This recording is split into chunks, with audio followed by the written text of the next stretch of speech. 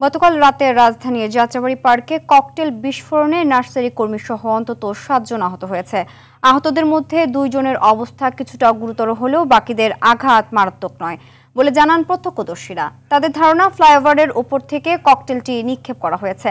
Police জানায় তারা ঘটনাস্থল পরিদর্শন করেছেন। যদিও এ বিষয়ে এখনো কেউ অভিযোগ করেননি, তবে তারা আশাবাদী খুব শীঘ্রই সংশ্লিষ্টদের শনাক্ত করে আইনের আওতায় আনতে পারবেন।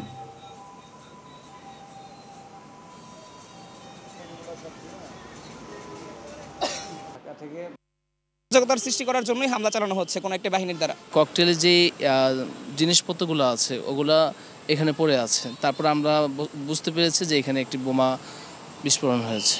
ঢাকা হতে মাওগামী যে ফ্লাইওভার আছে, ফ্লাইওভারের উপর থেকে কোনো ব্যক্তি বা ব্যক্তিরা জর্দার কৌটা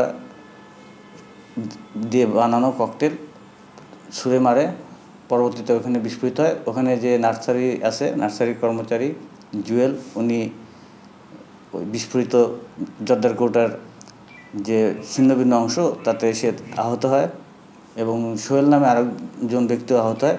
পাশাপাশি অজ্ঞাতনামা আরও 4-5 জন সামান্য আহত হয়। সাধারণ জনগণের মাঝে আতঙ্ক সৃষ্টি করার জন্য দুষ্কৃতকারীরা এই ঘটনা ঘটাতে পারে।